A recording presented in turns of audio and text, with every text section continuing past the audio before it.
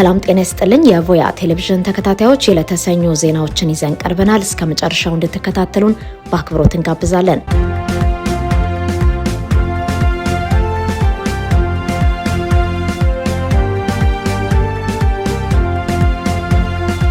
የግብጽ ትራንስፖርት ሚኒስቴር ከማል አልዋዚር እንደገለጹት ቪክቶሪያ ሐይቅን ከሜዲትራኒያን ባህር ጋር የሚያገናኘው ፕሮጀክት የመጀመሪያ ዙር ጥናት ተጠናቋል። ይህ ፕሮጀክት በአፍሪካ ልማት ባንክ ድጋፍ የሚደረግለት መሆኑን የጠቀሱት ሚኒስትሩ የፕሮጀክቱ ሁለተኛ ዙር ጥናት እየተከናወነ እንደሚገኝ አስረድተዋል። ፕሮጀክቱ ዓላማ ቀጠናዊ ትስስርን መፍጠር፣ በአፍሪካ ሀገራት መካከል አዲስ የንግድ ትራንስፖርት ምዕራፍ መክፈት መሆኑን ጠቅሰው ፕሮጀክቱ 13 ሀገራትን እርስ በርስ እንደሚያገናኝ አስታውቀዋል። ቅዳሜ ዕለት በአስመራ ጉብኝት ባደረጉበት ወቅት ከአርቲ ጋር ባደረጉት ቃለ ምልልስ ፕሮጀክቱ በግብጽ ቁጥጥር ስር ሆኖ በአፍሪካ ሀገራት መካከል ኢኮኖሚና ልማት ለማምጣት የሚያስችል ትልቅ ራዕይ ያለው መሆኑን ጠቅሰዋል። ቪክቶሪያ ሐይቅ የነጭ አባይ መነሻ ሲሆን 3 የምስራቅ አፍሪካ ሀገራት የሚያጋሩት ውሃ መሆኑ ይታወቃል። ሐይቁ በብዛት በታንዛኒያና በኡጋንዳ ውስጥ የሚገኝ ቢሆንም በጥቂቱም ቢሆን ኬንያን የሚነካ ነው። ፕሮጀክቱ ከዚህ ሐይቅ በመነሳት በአባይ ወንዝ ተፋሰስ ሀገራት በኩል አድርጎ እስከ ሜዲትራኒያን ባህር ድረስ የሚዘረጋ የውሃ መስመርን የሚይዝ ነው። በመሆኑም በፕሮጀክቱ ውስጥ ኢትዮጵያን ጨምሮ 13 ሀገራት ተካተውበታል። በደቡብ ምስራቃዊ ሱዳን ከኢትዮጵያ ጋር ድንበር በሚዋሰነው ብሉ ናይል ግዛት ውስጥ በተነሳው ግጭት በርካታ ሰዎች መፈናቀላቸውን የዓለም የፍልሰተኞች ድርጅት ወይም IOM ገለጸ። የተባበሩት መንግስታት ድርጅት አካል የሆነው ይህ ተቋም ባወጣው መግለጫ በሱዳን ኩምሩክ ውስጥ የሚገኙ ሰላማዊ ሰዎች የዚህ ግጭት ተጎጂ መሆናቸውን ገልጾ ለደህንነታቸው በመስጋት አካባቢውን ለቀው እየወጡ መሆናቸውን አስረድቷል። በዚህ መሰረት ከኩምሩክ ኮር ሀሰንና አቢጁ መንደሮች 772 ቤተሰቦች ወይም 3860 ሰዎች ሜይ 10 ቀን ከመኖሪያ ቤታቸው ለመፈናቀል መገደዳቸውን ገልጸዋል። እነዚህ ተፈናቃዮች በብሉ ናይል ግዛት ወደሚገኘው ቃይሳን አካባቢ መሄዳቸውን አስረድቷል። ኩምሩክ በብሉ ናይል ግዛት ከኢትዮጵያ ጋር ድንበር የሚዋሰን ከተማ መሆኑን የጠቀሰው ድርጅቱ ተፈናቃዮቹ የሄዱት የግዛቱ ሰሜናዊ ክፍል ወደ ሆነው ቃይሳን መሆኑን አስታውቋል። በአካባቢው ያለው ግጭት አሁንም እየተባባሰ በመሄዱ ተጨማሪ ተፈናቃዮች ሊኖሩ እንደሚችሉ ግምቱን አስቀምጧል። ይህ በእንዲህ እንዳለ የሌተናል ጀነራል አልቡርሃን ጦር ኃይል አርብ ዕለት ኮር ሀሰን የተሰኘው መንደር ከተፋላሚው ፈጥኖ ደራሽ ኃይል መንጠቁን ማስታወቁ ይታወሳል። ጌታቸው ረዳ በቅርቡ መቀሌ እንገባለን አሉ። በትግራይ ክልል ያለውን የተወሳሰበ የስልጣን ሽኩቻና አስተዳደራዊ ክፍተት ለመቅረፍ ያለመ እንዲሁም ክልሉን በጊዜያዊነት የማስተዳደር ኃላፊነት እንደሚወስድ ያስታወቀ አዲስ ምክር ቤት በአዲስ አበባ በይፋ ተመስርቷል። የትግራይ ሰላምና ለውጥ በሚል ስያሜ ትናንትና ሜይ 17 ቀን 2026 የተቋቋመው ይህ የፖለቲካ ስብስብ በክልል ውስጥ ሁሉን አሳታፊ የሆነ አስተዳደር እስኪመሰረት ድረስ በትረ ስልጣኑን ለመጨበጥ ቆርጦ መነሳቱን አዘጋጆቹ በይፋ አስታውቀዋል። የምክር ቤቱ ምስረታ ጉባኤ የተለያዩ የፖለቲካ ኃይሎችን በአንድ ጣሪያ ስር ያሰባሰበ ታሪካዊ ክስተት ነበር። ስምረት፣ ባይቶና፣ አረና ትግራይ፣ ትንሳኤ ሰባ እንደርታና ቃንጫ ሀቄ የተሰኙትን 5 የፖለቲካ ፓርቲዎች ከማካተቱን ባሻገር በአፋር ክልል የሚንቀሳቀሰውን የሐራ መሬት የትግራይ የሰላም ኃይል ታጣቂ ቡድንን በአባልነት አቅፏል። የትግል የሚያካሄዱ ቡድኖች ከተቃዋሚ ፓርቲዎች ጋር ማበራቸው እነዚህ ኃይሎች በቀጣዩ የትግራይ ፖለቲካ ጣፈንታ ላይ የጎላ ሚና ለመጫወት ያላቸውን የተጠናከረ ፍላጎትና አዲሱን የፖለቲካ አስተላለፍ የሚያመላክት ነው። በምስረታው መድረክ ላይ ንግግር ያደረጉት አቶ ጌታቸው ረዳ አሁን በትግራይ ያለው አሳሳቢ ሁኔታ በአጭር ጊዜ ውስጥ መፍትሄ ሊበጅለት እንደሚገባ አጽንኦት ሰጥተው አዲሱ ምክር ቤት በቅርብ ጊዜ ውስጥ ወደ መቀሌ በመግባት ስራውን እንደሚጀምር አስታውቋል። የምክር ቤቱ ሚና ህዝቡ በመረጠው መንግስት እስኪተካ ድረስ ክልሉን በጊዜያዊ ማስተዳደር ብቻ መሆኑንም አብራርተዋል። በጉባኤው ላይ የምክር ቤቱ ማኒፌስቶ ያቀረቡት የባይቶና ፓርቲ ምክትል ሊቀመንበር ዮሴፍ በርሄ በበኩላቸው ህወሓት በማንኛውም መንገድ ታግሎ ማስወገድ፣ በክልሉ ሰላምና መረጋጋት መመለስ እንዲሁም ሁሉንም የትግራይ ፖለቲካ ተዋናዮች ያካተተ የሽግግር አስተዳደር መመስረት የጥምረቱ 3 ዋነኛ ግቦች መሆናቸውን አስረድተዋል። ቀጣዩን ሂደት የሚመራው ይኸው የሚዋቀረው አስተዳደር እንደሚሆን አክሏል። ይህ አዲስ የፖለቲካ ንቅናቄ ብቅ ያለው በትግራይ ክልል ከጦርነቱ ማብቃት በኋላ የተፈጠረው የፖለቲካ መከፋፈልና የስልጣን ፉክክር እጅግ ተካሮ ባለበት በዚህ ፈታኝ ወቅት ነው። በተለይም የቀድሞው የጊዜ አስተዳደር ፕሬዝዳንት አቶ ጌታቸው ረዳና በአቶ ደብረጽዮን ገብረ ሚካኤል በሚመራው የህወሓት አመራር መካከል የተፈጠረው ክፍፍል ክልሉን ወደ ለየለት ውጥረት አስገብቶታል። ህወሓት የክልሉን ተቋማት ዳግም ለመቆጣጠር በማሰብ የቅድመ ጦርነት ምክር ቤት የሚል አካል አቋቁሞ አቶ ደብረጽዮንን በፕሬዝዳንትነት አድርጎ መምረጡ ልዩነቱን ይበልጥ አስፍቶታል። የፖለቲካና የጸጥታ መዋቅሩ በአንድ ፓርቲ ብቻ ጠቅሎ የመያዝ አዝማሚያ ተቃዋሚዎቹና የትግራይ ፖለቲካ ልሂቃን ይበልጥ እያስተባበረ መምጣቱን ከዚህ ቀደም የተደረጉ እንቅስቃሴዎች አሳይተዋል። ይታያሉ። ባሳለፍነው ነሐሴ 2025 ላይ በሌተናል ጄኔራል ጻድቃን ገብረትንሳኤ አነሳሽነት ዳግም ግጭት እንዳይቀሰቀስ የፕሪቶሪያው ስምምነት እንዲተገበርና ሁሉን አሳታፊ የፖለቲካ ሽግግር እንዲረጋገጥ ያለመ ተመሳሳይ የፖለቲካ ጥምረት ተመስርቶ እንደነበር ይታወሳል። የትግራይ ነጻነት ፓርቲ በወቅቱ በጥምረት ውስጥ አልተሳተፍኩም በማለት ራሱን ቢያገልም ዛሬ ላይ ተቃዋሚ ኃይሎች ህወሓትን የበላይነት ለመሞገት የሚያደርጉት ጥረት ከጊዜ ወደ ጊዜ እያደገ መምጣቱን የዚህ አዲስ ምክር ቤት መመስረት ፍንትው አድርጎ ያሳያል። የግብጽ የውጭ ጉዳይ ሚኒስቴር በድል አብድል አቲ ቅዳሜ ወደ አስመራ መሄዳቸው መዘገባችን ይታወሳል። በዚያም ከፕሬዝዳንት አልሲሲ የተላከን መልእክት ለፕሬዝዳንት ኢሳያስ አፈወርቂ መስጠታቸው የተገለጸ ሲሆን የሁለቱ ሀገራት ግንኙነትን ለማሳደግ የሚያስችል ስምምነቶችም መፈጸማቸው አይዘነጋም። ይህን ተከትሎ የፕሬዝዳንት ዶናልድ ትራምፕ የአረብና የአፍሪካ ጉዳዮች ከፍተኛ አማካሪ የሆኑት ማሳድ ብሉስ ትላንትና ለሚኒስቴሩ ስልክ ደውለውላቸዋል። የግብጽ የውጭ ጉዳይ ሚኒስቴር እንደገለጸው ማሳድ ብሉስ በዚህ የስልክ ንግግር ወቅት ያነሱት የመካከለኛው ምስራቅ ጉዳይ የሱዳን ግጭትና የአባይ ወንዝ እየተመለከተ ነው። በተለይ የሱዳን ሁኔታን አስመልክቶ የግብጽ ውጭ ጉዳይ ሚኒስቴር አገራቸው የሱዳንን ሉዓላዊነት፣ የግዛት አንድነት እንዲሁም ብሔራዊ ተቋሞችን ማክበር የሚያስፈልግ መሆኑንና ማንኛውም ከመንግስት ጋር ትይዩ ለሆኑ አካላት እውቅና መስጠት እንደማይገባ መግለጻቸውን ሚኒስትሩ ገልጸዋል። እንዲሁም ሰብአዊ እርዳታ ለማቅረብ እንዲቻል ጊዜያዊ ተኩስ አቁም መደረግ አለበት በሚል አቋም እንዳላቸው መናገራቸውን አስረድተዋል። በሌላ በኩል ከማሳድ ብሉስ ጋር የተደረገ ውይይት የህዳሴ ግድብን፣ የምስራቅ አፍሪካ መረጋጋትና የቀይ ባህር ደህንነት የተመለከተ ነበር ያለው ሚኒስትሩ በዚህ ላይ ማብራሪያ እንደሰጠም አስታውቋል።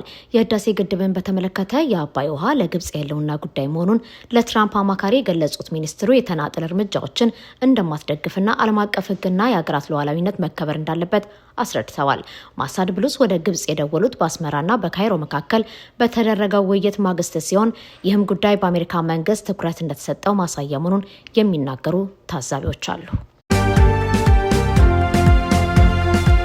በአዲስ አበባ ከተማ 1/9 የምርጫ ክልል የሚወዳደሩ አንድ እጩ ለነጻና ፍትሃዊ ምርጫ የሚያስችል ምቹ ሁኔታ አለመኖሩን በመጥቀስ ራሳቸውን ከምርጫው አገለሉ። የኢትዮጵያ ህዝባዊ አብዮታዊ ፓርቲ ኢህአፓና ጥምረቱ ከዚህ ቀደም ታማኝ ነጻና ፍትሃዊ ምርጫን የሚያደናቅፉ ሁኔታዎች ካጋጠሟቸው ከምርጫው እንደሚወጡ ሲያስጠነቅቁ መቆየታቸው ይታወሳል። እጩ ይስሐቅ ወልዳይ ሀጎስ ራሳቸውን ከምርጫው ማግለላቸውን የሚገልጽ ደብዳቤ ለኢትዮጵያ ብሔራዊ ምርጫ ቦርድ ያስገቡ ሲሆን ዘገባው እስከተጠናቀረበት ጊዜ ድረስ ቦርዱ ለደብዳቤው የሰጠው ይፋዊ ምላሽ የለም። በተያያዘ ዜና የኢትዮጵያ አንድነት ጥምረት እሁድ ዕለት ባወጣው መግለጫ በደቡብ ኢትዮጵያ አርባ ምንጭና በሌሎች የጋሞ ዞን አካባቢዎች የገዢ ፓርቲ ባለስልጣናትና የጸጥታ ኃይሎች በእጩዎቻቸውና በምርጫ ቅስቀሳ እንቅስቃሴዎቻቸው ላይ ከፍተኛ ትንኮሳና ወከባ እያደረጉ መሆኑን አስታውቋል። ጥምረቱ ይህንን ድርጊት ቀይ መስመር የነካ ሲል የገለጸው ሲሆን ገዢው ፓርቲ እስካሁን በጉዳዩ ላይ የሰጠው አስተያየት የለም። በሰባተኛው አጠቃላይ ምርጫ ዙሪያ እየታዩ ያሉ ችግሮችና ተያያዥ ጉዳዮችን በተመለከተ ጥምረቱ ማክሰኞ ጠዋት 4 ሰዓት ወይም 10 AM ቸርችል ጎዳና አካባቢ በሚገኘው ማስተባበሪያ ጽሕፈት ቤት ጋዜጣዊ መግለጫ እንደሚሰጥ አስታውቋል። ይህ በእንዲህ እንዳለ የኢትዮጵያ መንግስት ለዘንድሮ አጠቃላይ ምርጫ ማስፈጸሚያ ወደ 20 ቢሊዮን ብር ገደማ ወጪ እያደረገ መሆኑ ተዘግቧል። ከዚህ ቀደም የኢትዮጵያ ብሔራዊ ምርጫ ቦርድ ከውጭ ሀገራትና መንግስታዊ ካልሆኑ አካላት የፋይናንስ ድጋፍ ያገኘ የነበረ ቢሆንም በዚህኛው ምርጫ ግን ይህ አይነቱ ድጋፍ አልተገኘም። የምርጫ ቦርድ መረጃ እንደሚያመላክተው ከሆነ ለዚህ ሰባተኛ አጠቃላይ ምርጫ ከ50.5 ሚሊዮን በላይ ዜጋዎች ለመምረጥ ተመዝግበዋል። የግድያ ሙከራ የተደረገባቸው ጄኔራል ስብሃት ኤፍሬም ከ8 ዓመት በኋላ ለመጀመሪያ ጊዜ በአደባባይ ታዩ። የቀድሞ የኤርትራ ኢነርጂና ማዕድን ሚኒስቴር ጄኔራል ስብሃት ኤፍሬም ከ8 ዓመት በኋላ ለመጀመሪያ ጊዜ በኤርትራ ቴሌቪዥን ላይ ታይተዋል። ጄኔራሉ የታዩት ፈንቅል በሚል ርዕስ በተከታታይ እየቀረበ ባለውና ትላንትና በተላለፈው 74ኛው ክፍል ዶክመንተሪ ፊልም ላይ ነው። ይህ ትላንት የተላለፈው ዶክመንተሪ ከፈንቅል ዘመቻ ውስጥ ከ1990 እስከ 1991 የተካሄደውን ወፍሪ ደንካሊያ የተሰኘውን የሚዳስስ ሲሆን በወቅቱ ጄኔራል ስብሃት የግድሃፍ ወታደራዊ አዛዥ ነበሩ። በዶክመንተሪው ላይም የወፍሪ ደንካሊያን ስትራቴጂ ጠቀሜታ ሲገልጹ ተሰምተዋል። እዚህ ቀደም በተላለፉት የዶክመንተሪ ክፍሎች ላይ ጄኔራል ስብሃት ሲናገሩ የተደመጡ ቢሆንም የቀረቡት ንግግሮቻቸው ግን ከዓመታት በፊት የተናገሯቸው ነበሩ። በትላንትናው ዶክመንተሪ ግን ከገጽታቸው አኳያ አሁን የተቀረጸ መሆኑን በቀላሉ ለማወቅ ይቻላል። ጄኔራል ስብሃት ከዛሬ 8 ዓመት በፊት ማንነቱ ያልታወቀ ግለሰብ መኖሪያ ቤታቸው ድረስ ሄዶ የግድያ ሙከራ ያደረገባቸው መሆኑ የሚታወስ ነው። ይህንን ተከትሎ በደረሰባቸው ጉዳት ለሕክምና ወደ ውጭ ሀገር መሄዳቸው በስፋት የተዘገበ ቢሆንም የኤርትራ መንግስት ግን በጉዳዩ ላይ ይፋ መረጃ አልሰጠም። ቢሆንም በጃፓን የኤርትራ አምባሳደር የሆኑት እስጢፋኖስ አፈወርቂ በወቅቱ ስብሃት በቶሎ እንዲያገግም እመኛለሁ፣ ይህንን የጭካኔ ድርጊት አወግዛለሁ በማለት ትዊተራቸው ላይ ጽፈው ነበር። የመረጃ ሉዓላዊነት ለኢትዮጵያ የፖሊሲ ነጻነት ወሳኝ መሆኑን ጠቅላይ ሚኒስትር ዶክተር አብይ አህመድ ገለጹ። የኢትዮጵያ ጠቅላይ ሚኒስትር አብይ አህመድ የመረጃ ሉዓላዊነትና በሀገር ውስጥ አቅም የሚመሩ የመረጃ ስርዓቶች ለሀገር አቀፍ ልማት እንዲሁም ለፖሊሲ ነጻነት ወሳኝ ምሰሶች መሆናቸውን በአጽንኦት አረጋግጠዋል። ጠቅላይ ሚኒስትሩ ይህን ያስገነዘቡት የመረጃ ሉዓላዊነት ለፖሊሲ ነጻነት በሚል መሪ ቃል በተዘጋጀው ሀገር አቀፍ ኮንፈረንስና አውደ ርዕይ ባደረጉት ንግግር ነው። በመድረኩ ላይ ጠቅላይ ሚኒስትር አብይ እንዳብራሩት ኢትዮጵያ ሀገር በቀል እውቀትና ብሔራዊ ተቋማትን በመጠቀም መረጃን የመሰብሰብ የመተንተንና የማስተዳደር አቅሟ ላይ ከፍተኛ ማሻሻልን አሳይታለች። የስኬት ሀገሪቱን ወደ መረጃና ስታቲካዊ ሉዓላዊነት ለምታደርገው ጉዞ ትልቅ የታሪፍ ምዕራፍ መሆኑን አድንቀዋል። በዘመናችን መረጃ ስትራቴጂካዊ ሀገራዊ ሀብት ከመሆኑ ባሻገር ጠንካራና ሉዓላዊነት ሀገር ለመገንባት ቁልፍ መሰረት መሆኑን አስምረውበታል። በውጭ አካላት በሚሰበሰቡ ወይም በባዕዳን ቁጥጥር ስር ባሉ ዳታዎች ላይ ጥገኛ መሆን የኢትዮጵያን ሀገራዊ ፍላጎቶችና የፖሊሲ ቅድሚያ የሚሰጣቸው ጉዳዮች በአግባቡ ሊደግፍ እንደማይችል ጠቅላይ ሚኒስትሩ አስጠንቅቀዋል። የፖሊሲ ነጻነትን ለማረጋገጥና ሀገራዊ የውሳኔ አሰጣጥን ለማጠናከር የመረጃ አሰባሰብና ትንተና አቅምን በሀገር ውስጥ መገንባት ወሳኝ መሆኑንም አብራርተዋል። በዲጂታልና ስታቲስቲካዊ ሽግግር ውስጥ የኢትዮጵያን ባለሙያዎች ሚና እያደገ መምጣቱን ያወደሱት አብይ አህመድ ይህን ሀገር በቀል እውቀት የብሔራዊ ኩራት ምንጭ መሆኑን አክለዋል። ከቁጥራዊ አመላካቾች ባሻገር የሀገሪቱ የመረጃ ስትራቴጂ ሰው ማዕከል ያደረገና በዜጎች ሕይወት ላይ ተጨባጭ መሻሻል ለማምጣት ትኩረት የሰጠ መሆን እንዳለበት መሪው ገልጸዋል። የመረጃ ስርዓቶች አፈጻጸም መለኪያ ከመሆንም አልፈው እውነተኛ ማህበራዊና ኢኮኖሚያዊ ለውጥ ለማምጣት አስተዋጽኦ ሊያበረክቱ እንደሚገባም አሳስበዋል። ይህ ሀገር አቀፍ ኮንፈረንስና አውደ ርዕይ ከመረጃ ከስታቲክስና ከአስተዳደር ዘርፎች የተውጣጡ የተለያዩ ባለድርሻ አካላትን ያሰባሰበ ሲሆን የሀገሪቱ ሰፋ ያለ የልማት አጀንዳ አካል በመሆኑ በመረጃ አስተዳደር በዲጂታል ስርዓቶችና በማስረጃ ላይ የተመሰረተ የፖሊሲ አውጣት ዙሪያ የምትመዘገቡ እድገቶችን ለእይታ ያቀረበ ነበር።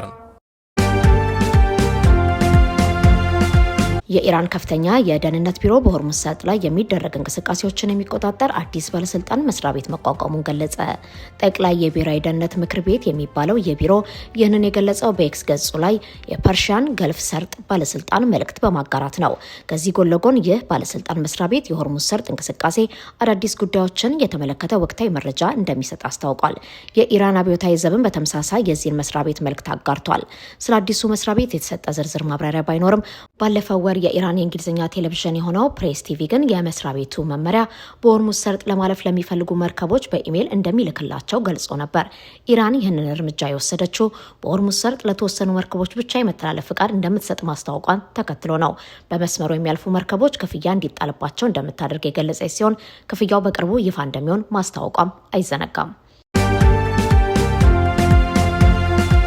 አንዳንዴ ቴሌቪዥን ከፍተን ሀና ዮሐንስን ስናይ ስክሪኑ ወደ መስተዋትነት ይቀየርና ራሳችንን ሰፈራችንንና የዕለት ተዕለት ኑሯችንን ቁልጭ አድርጎ የሚያሳየን ይመስለናል። መቼም የጥበብ ሰዎች ስሜትን ከገሃዱ ዓለም ገልብጠው ያመጣሉ ይባላል። ሀና ግን ስሜትን ከመገልበጥ አልፋ ልክ እንደተዋጣላት የአገር ባህል ልብስ ሰፊ ገጸ ባህሪውን ለክታና ሳምራ የምትለብስ ልዩ ባለሙያ ናት። ዛሬ የዚች ድንቅ አርቲስት የልደት ቀኗ ነው።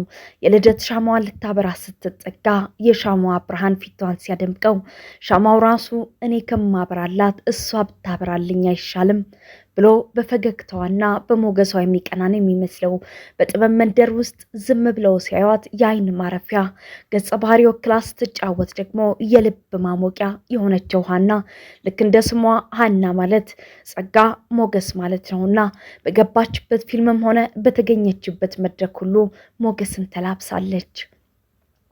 የድሮ አባቶች ሲመርቁ እንደ ገዳም ዛፍ ለምለም ያድርግ ሲሉ ነበር። እኔ ግን የዘንድሮን ኑሮና የከተማችንን ውጣ ውረድ እያሰብኩ የራሴን ዘመናዊ ምርቃት ልልክላት ፈለግኩ። ፈጣሪ ጥበብሽን አብዝቶ ደስታሽን እንደ አዲስ አበባ ፎቆች ወደ ሰማይ ከፍ አድርጎ ሐዘንሽን እንደ ወርሃዊ ደሞዛችን ዝቅ ያድርግልሽ።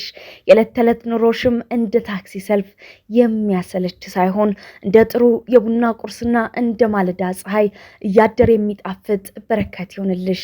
መልካም ልደት ለጥበብ ማደሪያዋ ሀና ዮሐንስ። የኬንያ ፖሊስ የነዳጅ ዋጋ መጨመርን በመቃወም አደባባይ ከወጡ መካከል ከ200 በላይ ሰዎች በቁጥጥር ስር መዋላቸውን አስታወቀም።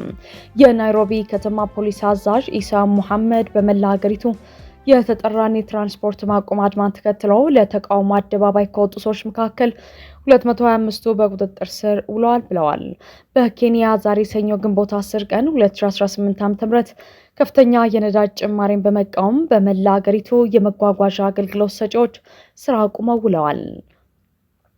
በናይሮቢና በዋና ዋና ከተማዎች የአውቶቡስ የሞተር ሳይክልና ሚኒባስ ትራንስፖርት አገልግሎት በመቋረጡ ተጠቃሚዎች ረዥም ርቀት በእግራቸው ለመጓዝ ተገደዋል። በአንዳንድ አካባቢዎች ተቃዋሚ ሰልፈኞች መንገድ ዘግተው ጎማ ሲያቃጥሉም ታይተዋል።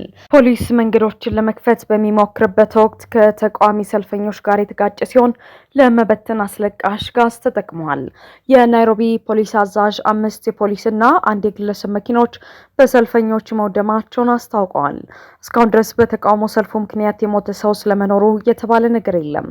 ባለፈው ሳምንት የኬንያ ኢነርጂና ፔትሮሊየም ቁጥጥር ባለስልጣን በመካከለኛው ምስራቅ ያለውን ውጥረት በመጥቀስ ከፍተኛ የዋጋ ጭማሪ ይፋ ካደረገ በኋላ ተቃውሞ ተቀስቅሷል።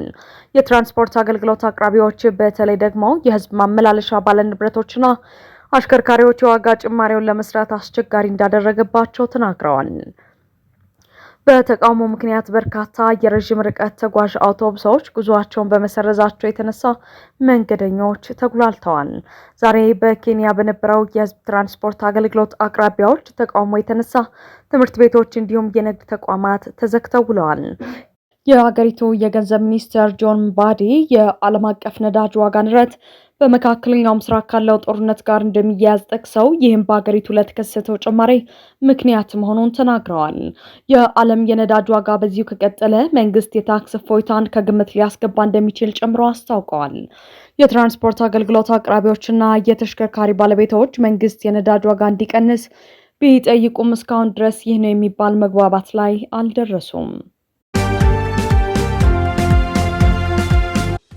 በእነ አርቲስት ሰራዊት ፍቅሬ የክስ መዝገብ የተካተተው ቲክቶከር መንሱር ጀማል የጠየቀው የዋስትና መብት ውድቅ ተደረገ። በፌዴራል ከፍተኛ ፍርድ ቤት ልደታ ምድብ ሁለተኛ የልዩ ወንጀል ችሎት በእነ አርቲስት ሰራዊት ፍቅሬ የክስ መዝገብ ተካተው ክስ በቀረበባቸው ቲክቶከሮችና አርቲስቶች ጉዳይ ዛሬ ረፋድ ላይ በዋለው ችሎት የቲክቶከር መንሱር ጀማል የዋስትና ጥያቄ ውድቅ ተደርጓል። በዛሬው የችሎት ውሎ በዚሁ የክስ መዝገብ የተካተቱት ሌሎች 6 ተከሳሾችም ቀደም ሲል ፍርድ ቤቱ በፈቀደላቸው የ400 ሺና 500 ሺህ ብር ዋስትና መሰረት ከውጭ ሆኖ የቀረቡ ሲሆን ቲክቶከር መንሱር ጀማል ግን በማረቢያ ቤት ሆኖ ፍርድ ቤት ቀርቧል። ፍርድ ቤቱም ቀደም ባለው ቀጠሮ የሌሎችን ተከሳሾች ዋስትና ሲፈቀድ በመንሱር ጀማል የዋስትና መብት ላይ ክርክር ሰምቶ ውሳኔ ለመስጠት ለዛሬ ግንቦት 10 ቀን ተለዋጭ ቀጠሮ ሰጥቶ የነበረ መሆኑ ይታወሳል። በዋስትና ክርክሩ ላይ አቃቤ ሕግ ጥብቅ መቃወሚያን ያቀረበ ሲሆን ተከሳሹ በዋስ ቢወጣ ተመሳሳይ ወንጀል ሊፈጽም ይችላል፣ ለህብረተሰቡም ጥሩ አርአያ አይደለም፣ እንዲሁም ቀደም ሲል በቁጥጥር ሲውል በመሸሽ